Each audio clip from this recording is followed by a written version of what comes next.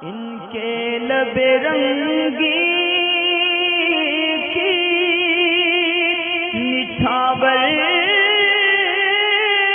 थी कि जिसने। अच्छा, क़यासुद्दीन भाई ये मालूम ही करते हैं कि अगर जैसे बिस्तर पर किसी वजह से खौफ से, डर से या पेशाब वगैरह निकल जाए तो ऐसी सूरत में फिर गुस्ल फजर में करना दुश्वार होता है, तो क्या नहाना ऐसी सूरत में ज़रूरी है, यानी गुस्ल करना फ़र्ज़ है?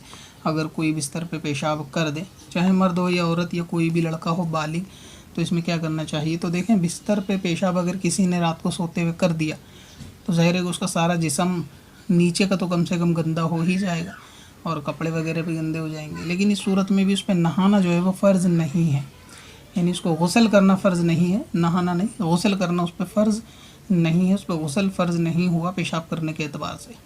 तहारत की प्लेलिस्ट एक मरतबा आप देखें तो उसमें मुकम्मल इसके जवाब पे वीडियो है कि आदमी पे गुस्ल का फ़र्ज़ होता है, यानी उसका टाइटल ये है कि मुझे कब नहाना ज़रूरी है। प्लेलिस्ट में जाएं, तहारत का फ़ोल्डर देखें और वहाँ पर पाकी नापाकी से रिलेटेड आपको बहुत सारे मसाइल और बहुत सारी वीडियो आपको मिलेंगी जो मौजूदा दौर में आपकी ज़रूरत को, आपकी ज़रूरत के सवाल के जवाब पर मबनी होंगी। आप उनको एक मरतबा ज़रूर देखें। तो ये कि इस सूरत में अगर कोई शख्स पेशाब कर दे बिस्तर पे तो उसको नहाना फ़र्ज़ नहीं है, और फ़र्ज़ होना एक अलग मायने में होता है शरीयत में, नहाना एक अलग मायने में बयान होता है शरीयत में, और नहाना और गुस्ल का फ़र्ज़ होना ये दोनों अलग अलग चीज़ें हैं। तो इसमें नहाना तो ज़रूरी है लेकिन गुस्ल करना फ़र्ज़ नहीं है। अब इसमें नहाना और गुस्ल में क्या फ़र्क होता है उसकी तफसील के लिए आप वीडियो देख लें। बाकी ये कि आपने पूछा जैसे फ़जर का मसला होता है कि बंदा उठा और पेशाब उसने कर रखा है, तो ऐसी सूरत में फ़जर में सुबह नहाना खुसूसन सर्दियों में आसान नहीं होता।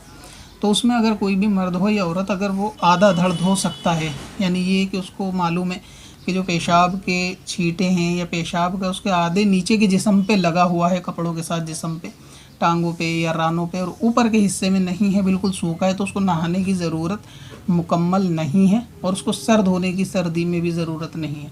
तो ये शरीयत में इसकी रियायत है और इससे फ़ायदा उठाना चाहिए अगर उठाना चाहें तो, कि अगर गुस्ल का इंतज़ाम नहीं है या करना नहीं चाहते तो फिर भी कोई हर्ज उसमें नहीं है, ज़बरदस्ती गुस्ल उसमें करने की आपको ज़रूरत भी नहीं है। तो नीचे का जिस्म जो है ना आप सर्दी में धो सकते हैं, गर्मी में भी धो सकते हैं। तो आधा जिस्म के जहाँ पेशाब उसको धो लें, कपड़े को तब्दील करना होगा।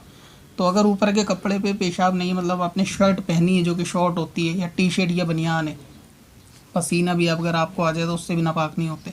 आप उस कपड़े को ऊपर वाले को अगर नहीं बदलना चाहते, नीचे का कपड़ा क्योंकि गंदा हो चुका होगा, तो उसको ज़रूर बदलना पड़ेगा। तो आधा जिस्म धोकर और नीचे का कपड़ा बदल के ऊपर वाले पे अगर पेशाब नहीं लगा तो ऊपर वाला पहन सकते हैं, उसी सूरत में नमाज़ पढ़ सकते हैं। सुनने में बहुत सारे लोगों को हज़म नहीं होगा, लेकिन अब शरीयत है, घर की दाल तो नहीं है ये सबको हज़म हो जाए। तो इसीलिए ये कि ऐसे मामले में अब इस तरह रियायत शरीयत में मौजूद है तो कर सकते हैं। अगर आप सर्दी में उठे हैं और ऐसा महसूस होता है कि रात को सोते वक्त पेशाब निकल गया तो सिर्फ आधा जिस्म धो लें। आधा जिस्म से मुराद ये है कि वो हिस्सा धो लें कि जहाँ पर पेशाब लगा है। अगर आपको मालूम है कि आधे जिस्म से ऊपर हाथ पे भी लगा तो उसको भी धोना पड़ेगा, और आधा जिस्म और जहाँ पेशाब है वो हिस्सा धो लें, सर ना धोएं, नहाएं नहीं, काम चल जाएगा, और फिर वज़ू कर लें आखिर में नमाज से पहले। तो इस तरह कर सकते हैं। जिन कपड़ों पे पेशाब हो उनको बदल दें, बहुत है, गुस्ल करने की ज़रूरत नहीं है।